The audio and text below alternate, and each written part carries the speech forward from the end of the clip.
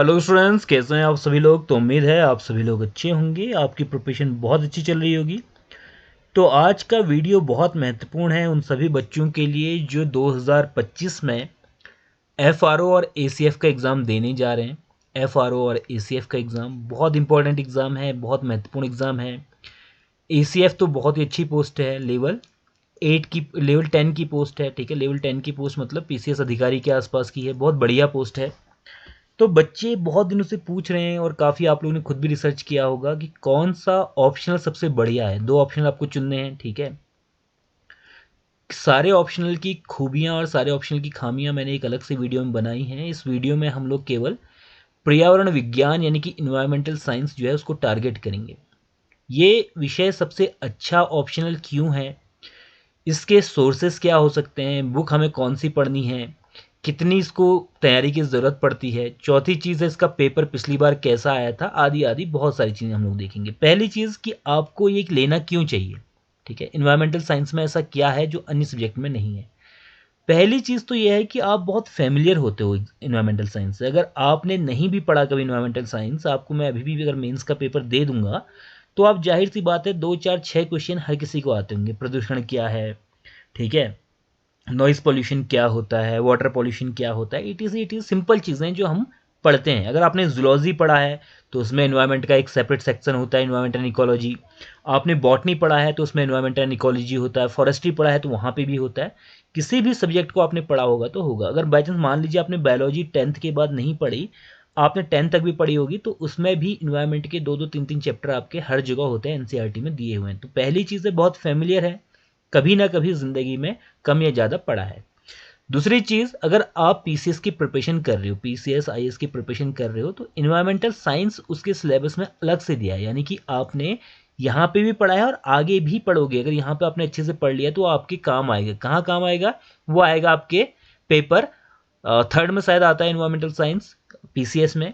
और वैसे ही आपका अगर आप आईएएस की एग्जामिनेशन की प्रिपरेशन कर रहे हो तो वहाँ पे भी आपके काम आएगा। यानी कि ऐसी चीज़ है जो पढ़ने के बाद खराब नहीं होगी। लेकिन बाकी चीज़ें हैं, जैसे मान लीजिए आप फिजिक्स है, फिजिक्स आपकी कहीं काम नहीं आएगी, वो कहीं पे भी आपसे फिजिक्स नहीं पूछेगा। लेकिन इन्वायरमेंटल साइंस हर किसी एग्जाम में आपसे पूछेगा। तो इसका मतलब है कि इन्वायरमेंटल साइंस आपके लिए बहुत फैमिलियर सब्जेक्ट है। दूसरी चीज़ है, इन्वायरमेंटल साइंस जो है आपके लिए ऐसा सब्जेक्ट है जो पढ़ने के बाद व्यर्थ नहीं होगा, खराब नहीं होगा।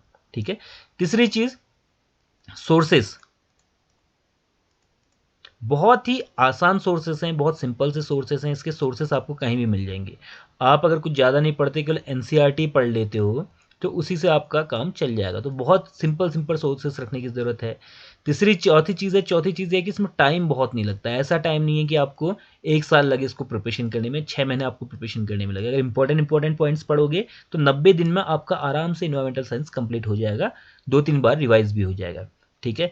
पांचवी चीज़ है, इसका स्टडी मटेरियल बहुत ज़्यादा मिलता है। बहुत ज़्यादा मिलने का मतलब है कि इसका जो अगर आप स्टडी मटेरियल देखोगे, यूट्यूब में आप डाल दो इन्वायरमेंटल साइंस, 50 लेक्चर मिल जाएंगे। इन्वायरमेंटल साइंस की बुक डालो तो 50 बुक्स आपको इसकी अवेलेबल हो जाएंगी। तो बहुत ही आसान तरीके से इसकी चीज़ें आपको अवेलेबल होती हैं। छठी चीज़ है, इसका सिलेबस देखो तो सिलेबस में कोई बहुत रॉकेट साइंस वाली बात नहीं है। छोटा सिलेबस है, कम समय में हो सकता है। ठीक है। पिछली बार का पेपर देखते हैं एक बार, तो आपको काफ़ी कुछ समझ में आ जाएगा। जीवाश्म ईंधन क्या होता है, वट इज फॉसिल फ्यूल। अगर आपने कभी नहीं भी पढ़ा इन्वायरमेंटल साइंस, तब भी आप इसको लिख लोगे कि जीवाश्म ईंधन क्या है। जीवाश्म का मतलब ही है जीव से मिलने वाला। ठीक है, यानी कि ऐसा ईंधन जो जीव से मिलता है। तो इसको आप आराम से कर सकते हो। भारत में भंडार एवं अवधि के अनुमानों के सापेक्ष जीवाश्म ईंधनों को समझाइए। विभिन्न प्रकार के गैर पारंपरिक ऊर्जा स्रोतों और उनके प्रयोगों का विवरण दीजिए। 20 नंबर का है। अगर अभी आपसे लिखने को मैं कहूँ, अगर आपने नहीं भी पढ़ा होगा तो आप क्या होगा, कम से कम इसमें ऐसे तो बहुत सारे बच्चे होंगे जो 10 नंबर तो आराम से ले आएंगे। ठीक है। थोड़ा सा हो सकता है कि इसके जो सेकंड पोर्शन है उसमें थोड़ा सा आपको दिक्कत हो, कि एस्टिमेट करने वाले पोर्शन में थोड़ा सा हो, with respect to reserves and the duration of fossil fuel in India, थोड़ा सा इसमें प्रॉब्लम हो सकती है। बट जो पहला वाला पोर्शन है और तीसरा वाला पोर्शन है, आराम से कुछ ना कुछ तो लिख ही दोगे। ठीक, तो आसान क्वेश्चन है। अगला, भारत में अधात्विक खनिज भंडारों का संक्षिप्त विवरण दीजिए। ये आप ज्योग्राफी में थोड़ा बहुत पढ़ते हो, ठीक, ज्योग्राफी में आप लोगों ने इसको पढ़ा होगा। तो आपके बहुत सारे ऐसे सब्जेक्ट हैं जिनके साथ ये क्या करता है, जिनके साथ ये ओवरलैप करता है, ज्योग्राफी के साथ ओवरलैप कर जाता है हल्का फुल्का, थोड़ा बहुत ही इन्वायरमेंट के साथ, थोड़ा बहुत ही साइंस के साथ। तो आपने सारी चीज़ें कहाँ पढ़ी हैं, पीसीएस की तैयारी के दौरान पढ़ी हैं आपने ये चीज़ें आपने कहाँ पे पढ़ी हैं, ये चीज़ें आपने अपने एकेडमिक्स के दौरान पढ़ी हैं, जब आप बीएससी कर रहे थे, जब आप बैचलर इन साइंस कर रहे थे, उस समय ये चीज़ें आपने पढ़ी हैं, ठीक।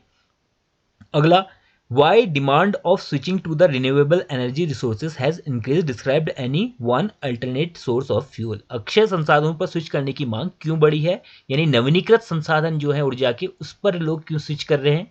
ईंधन के किसी एक वैकल्पिक स्रोत का वर्णन कीजिए। वैकल्पिक स्रोत क्या हो सकता है, बहुत सारे वैकल्पिक स्रोत हैं। आपका सूरज जो है, सनलाइट जो है आपका वैकल्पिक स्रोत है, ठीक है, यहाँ से आपका कर सकते हो। सोलर ऊर्जा है, कुसुम योजना चल रही है गवर्नमेंट की, ठीक है, तो इसको आप कर सकते हो। फिर इसमें आप लिख सकते हो क्यों हम इसकी तरफ जा रहे हैं, क्योंकि इससे एमिशन कम होगा आपका, ठीक है, जो ग्रीन हाउस गैसेस का प्रभाव है वो कम होगा, आदि आदि। फिर इसमें क्या होता है, एक टाइम के बाद अगर आप इसको इंस्टॉलेशन कर देते हैं तो कॉस्ट एफिशिएंसी भी आपको देखने को मिलती है। मान लीजिए आपने एक बार सोलर पैनल लगा दिया, तो फिर वो लगाने में खर्चा है, बट एक बार लग गया, इंस्टॉल हो गया, उसके बाद ये आपका जो प्राइस है वो भी आपको कम पड़ता है। जीव विज्ञान की 5 जगत वर्गीकरण की विवेचना कीजिए। Discuss 5 kingdom classification in biology. जब आप बायोलॉजी खोलोगे, बायोलॉजी के आप एक स्टूडेंट हो, तो 9th क्लास से स्टार्ट हो जाता है। 9th क्लास से आपका 5 किंगडम क्लासिफिकेशन स्टार्ट हो जाता है। तो काफ़ी आसान प्रश्न है। पौधे और जानवर एक दूसरे पर कैसे निर्भर रहते हैं, ठीक है, आपको नहीं भी पता होगा तब भी आप लिख दोगे, पौधे और जानवर एक दूसरे पर कैसे निर्भर रहते हैं। इनके बीच संबंधों के आधार पर वर्गीकरण कीजिए। पौधे और जानवर के बीच में क्या संबंध है आप जानते हो, अगर पौधे ना हो तो हम लोग ना रह पाएंगे, ठीक है, जानवर नहीं रह पाएंगे, तो उनके बीच का संबंध गप मारनी, कुछ भी लिख दो, पौधे और जानवर के बीच में हजारों संबंध आपको पता चल जाएंगे। तो कोई इसके लिए बहुत स्पेसिफिक नॉलेज होने की जरूरत नहीं है कि इसमें E=mc² बराबर लग रहा है फॉर्मूला, ठीक है, फिर इसके बाद E की वैल्यू निकालो, फिर M की वैल्यू निकालो, C की वैल्यू, वो कुछ नहीं है इसमें, सीधे सीधे आपने गप मार देनी है। भारत सरकार ने वनस्पतियों के संरक्षण के लिए क्या पहल की है, सारे के सारे लिख देने आपने। वाइल्ड लाइफ प्रोटेक्शन एक्ट वाला जो था उसमें भी लिखा है कुछ कुछ। इसके अलावा बहुत सारी जो बीच बीच में सूचियाँ निकालती है गवर्नमेंट, बहुत सारे एक्ट बनते हैं, पर्यावरण एक्ट है, ठीक है, इन्वायरमेंटल एक्ट, ETC आता है। पानी में जीवन की उत्पत्ति कैसे हुई, स्टैनली मिलर का प्रयोग था, आपने पढ़ा होगा पानी में जीवन की उत्पत्ति के लिए, ठीक है। उसके बाद स्टैनली मिलर ने क्या किया था, ये पूरा एक सेटअप बनाया था, इसमें कुछ गैसेस थी उनको डाला था, ETC ये था, ठीक। बड़े पैमाने पर विलुप्त होने के लिए जिम्मेदार कारक क्या है, छठे सामूहिक विलोपन की विवेचना कीजिए। ये थोड़ा सा क्या है, ये आ गया करंट अफेयर से, करंट अफेयर वाला पोर्शन हो गया। छठा सामूहिक विलोपन दिया था, उस समय बहुत चर्चाओं में था, तो वहां से प्रश्न आपका आ गया। जीव भौगोलिक अध्ययन उद्विकास के समर्थन में किस प्रकार के साक्ष्य उपलब्ध कराते हैं। How biogeographical studies provide the evidence in favour of the evolution, explain. Evolution क्या है, पहले इवोल्यूशन को आपको पढ़ना पड़ेगा। इवोल्यूशन क्या होता है कि जो सिंपल आपके सिंपल जीवधारी होते हैं उससे जो कॉम्प्लेक्स जीवधारी बनते हैं, उस पूरी प्रोसेस को हम लोग क्या कहते हैं, इवोल्यूशन कहते हैं, ठीक। इवोल्यूशन में आपका बायोजियोग्राफिकल स्टडीज कैसे इसको हमारी वो करती है, यानी बायोजियोग्राफिकल का मतलब हो गया, ज्योग्राफिकल मतलब है मतलब क्षेत्र से संबंधित है, बायो मतलब हो गया जीवधारी से संबंधित, तो उनके अध्ययन से कैसे इसके बारे में पता चलता है, ठीक। तो ये थोड़ा सा आपको थोड़ा सा टेक्निकल पढ़ना पड़ेगा, अदरवाइज इसको अपने मन से नहीं लिख सकते। जीवाश्म की साक्ष्य में बड़े पैमाने पर विलुप्त होने के बारे में कैसे बताते हैं। ये क्वेश्चन आपका, अगर आपने बायोलॉजी पढ़ी है, 11th में बायोलॉजी पढ़ोगे तो पहला दूसरा चैप्टर में ये बात समझ में आ जाती है।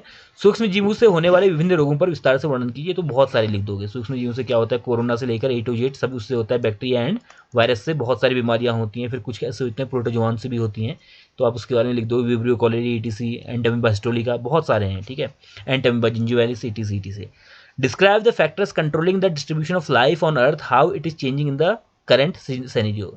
क्या होते हैं, कौन कौन से कारक हैं। ज्योग्राफी एक बहुत इंपॉर्टेंट रोल प्ले करती है। साइबेरिया जाओगे तो साइबेरिया में क्या होगा, बहुत कम आपके डेंसिटी मिलेगी, लेकिन फिर आप क्या करोगे, वैसे ही कुछ ऐसे जहाँ पर जैसे भूमध्य सागर वाला रीजन आप देखो, भूमध्य सागर वाले रीजन में आपका डेंसिटी बहुत ज़्यादा होती है, क्योंकि ये बहुत बढ़िया लोकेशन है रहने के लिए, ठीक है। हाइड्रोफाइट्स और मेसोफाइट्स के पारिस्थितिक अनुकूलन पर चर्चा की। हाइड्रोफाइट्स मतलब जो पानी में रहते हैं, मेसोफाइट्स जो क्या होते हैं, जो आपके बहुत मतलब मरुस्थल में रहते हैं, तो उसको हम लोग मेसोफाइट्स कहते हैं। उनके बारे में क्या क्या होता है, हाइड्रोफाइट जो होते हैं उनकी जड़ें खोखली होती हैं, उनमें एयर भरी होती है, उन पे जो पत्ते होते हैं उसमें क्यूटिकल होता है ताकि वो खराब ना हो जाए। वही मेसोफाइट का भी होता है कि उनके क्या होते हैं, पत्ते होते ही नहीं है, ETC। स्थलीय जीवन के लिए मीठे पानी के स्रोत क्या है और वे क्यों घट रहे हैं। स्थलीय जीवन के लिए मीठे पानी के स्रोत क्या है, ये तो आप खुद ही लिख दोगे, ठीक है। कहाँ कहाँ होते हैं, कुएं होते हैं, इसके अलावा क्या होता है, हैंडपंप हैं, ETC। पहाड़ों में नौले होते हैं, तो बहुत सारी चीज़ें इसमें आप लिख सकते हो। तो इनके लिए कोई बहुत स्पेसिफिक हमें उसकी ज़रूरत नहीं पड़ती, ज्ञान की ज़रूरत नहीं है। जल की गुणवत्ता सुनिश्चित करने वाले विभिन्न कारकों का वर्णन दीजिए, जैसे उसमें माइक्रोन्यूट्रिएंट्स अगर ज़्यादा घुल गए हैं तो उससे क्या होता है, उसकी गुणवत्ता खराब हो जाती है, जो हमारे पेस्टिसाइड्स हैं वो आते हैं तो उससे उसकी गुणवत्ता खराब होती है, आदि आदि। रासायनिक संतुलन पर एक संक्षिप्त टिप्पणी लिखिए। Right a brief note on the chemical equilibria. Chemical equilibria क्या होता है, 11th क्लास अगर आपने पढ़ी, 11th 9th क्लास में भी अगर केमिस्ट्री का थोड़ा सा देखोगे तो केमिकल इक्विलिब्रिया आपको समझ में आ जाएगा। पृथ्वी का वायुमंडल कैसे विकसित हुआ, ठीक, कैसे विकसित हुआ पृथ्वी का वायुमंडल, आप ये शुरू में देखना, जब आप इवोल्यूशन पढ़ोगे वहाँ पे पढ़ते हैं हमारी पृथ्वी कैसे बनी, एनसीईआरटी में चैप्टर है तो वहाँ से आपको समझ में आ जाएगा। ओजोन क्षय क्या है, ये तो हम लोग वैसे भी पढ़ते हैं। ओजोन क्षय कहाँ पे पढ़ते हो आप, ओजोन क्षय पढ़ते हो जब आप यूपीएससी की प्रिपरेशन कर रहे हो तो, पीसीएस की प्रिपरेशन कर रहे हो तो वहाँ पे आपको समझ में आता है कि डिप्लीशन ऑफ ओजोन क्या है, ओजोन का खत्म होना, यानी कि उसमें एक होल बन रहा है आपका O3 होता है, O3 जो होती है किसमें, आपका O2 में, और जो आपकी नवजात ऑक्सीजन होती है उसमें कन्वर्ट हो जाती है। फिर उसके बाद धीरे धीरे क्या होता है, रिएक्शन होती है, ये जो आपकी बनती है ये क्या करती है, उसको खत्म करती है। ये आपने पढ़ा होगा, बचपन से पढ़ते आ रहे हैं, ठीक है, तो ये आपने पढ़ा है, इसके लिए कोई बहुत नहीं, ये मैं आपको अभी दे दूंगा, अगर ये वाला क्वेश्चन दे दूंगा 10 नंबर का तो 6-7 नंबर या 5 नंबर तो कम से कम आप ले ही आओगे। महाद्वीपीय अपवहन ड्रिफ्टवाद पर टिप्पणी लिखी। Elaborate the theory of the continental drift. Continental drift कहाँ पढ़ा, ज्योग्राफी में पढ़ा, तो अगर मतलब थोड़ा बहुत ज्योग्राफी भी पढ़ी है तो वहाँ से भी आपका ये ओवरलैप करता है, आराम से कट जाओगे। मिट्टी में मैक्रो और सूक्ष्म पौधों के पोषक तत्वों की सूची बनाई और पौधों के विकास में उनकी क्या भूमिका है। बॉटनी वालों ने पढ़ा होगा, बॉटनी में पढ़ते हैं इसको हम लोग, ठीक है, इसको हम प्लांट फिजियोलॉजी में पढ़ते हैं, वहाँ पे ये सारी चीज़ें दी होती हैं आपकी। अगर उसमें नहीं भी पढ़ोगे तो जनरल साइंस में आप लोग इसको पढ़ते हो, ठीक। तो इसका मतलब क्या है, ये प्रश्न बहुत सारे इसमें ईजी हैं। मृदा प्रोफाइलिंग क्या होती है, ज्योग्राफी में पढ़ते हैं हम लोग उसको, एनवायरमेंट में भी पढ़ते हैं। पृथ्वी की विभिन्न परतों का संगठन लिखिए, कौन कौन सी परतें होती हैं, ये आपने ज्योग्राफी में पढ़ा होगा, ठीक है। तो इसका मतलब ये है कि ये जो पेपर है बहुत टफ नहीं होता है। अब हवा क्या है, अभी किसको पता नहीं होगा हवा क्या है, ठीक है। हवा क्या होती है, ये बहुत सारी गैसों का एक सम्मिश्रण होता है, इसको हवा कहते हैं, ठीक। ये गैसीय फॉर्म में होती है। विभिन्न प्रकार की हवाओं का विवरण दीजिए। वायुमंडलीय दबाव और हवा के बीच का संबंध है, ये दबाव कम, ज़्यादा से कम की तरफ जाता है, ठीक। हम सर्दियों में कोहरा क्यों देखते हैं, ये बहुत सिंपल से क्वेश्चन आते हैं। ये पेपर आपने देख भी लिया होगा, फिर भी थोड़ा सा देख रहे हैं हम लोग इसको। जल में उपस्थित गैसों के संगठन का विवरण दीजिए। पानी में कौन कौन सी गैसें घुली हुई होती हैं। वायुमंडल में बढ़ी हुई CO2 से क्या होगा। विलय मिलाने से पानी के गुण में क्या परिवर्तन होता है, उसका फ्रीजिंग पॉइंट, बॉइलिंग पॉइंट में क्या क्या अंतर आ जाते हैं, ETCT से। तो कुल मिलाकर इस पेपर को देखोगे आप, अगर अभी भी आपको पेपर मिलेगा तो 50% तो आप हल कर लोगे। सोर्सेज क्या है, सोर्सेज हैं आपका 9 to 12th का। अगर आपने थोड़ा बहुत इन्वायरमेंट पढ़ लिया, इन्वायरमेंट कहाँ से पढ़ना है, इन्वायरमेंट की किताब नहीं लेनी अलग से, क्या करोगे 11th और 12th में जो जो इन्वायरमेंट के चैप्टर हैं उन चैप्टर्स को पढ़ लेना। तो 9 to 12th में जितनी भी आपकी साइंस की किताबें हैं, साइंस की यानी कि बायोलॉजी वाली जो किताब है, बायोलॉजी किताब में से अगर आपने इन्वायरमेंट वाले चैप्टर पढ़ लिया, अभी मैं स्पेसिफिकली बता दूंगा कौन कौन से चैप्टर हैं, वो चैप्टर पढ़ लिए तो काम चल जाएगा। दूसरा, दृष्टि की अगर आपने ले ली, एक किताब आती है दृष्टि की, इन्वायरमेंट की आती है क्विक बुक, वो पढ़ ली तो उससे भी काम चल जाएगा। तो दोनों से आपका काम चल जाएगा। बहुत सिंपल से रखने हैं, कोई कोचिंग के नोट्स वोट्स लेने की जरूरत नहीं है, कोचिंग के नोट्स मत लेना, बहुत ही ज़्यादा बल्कि होते हैं, ठीक है।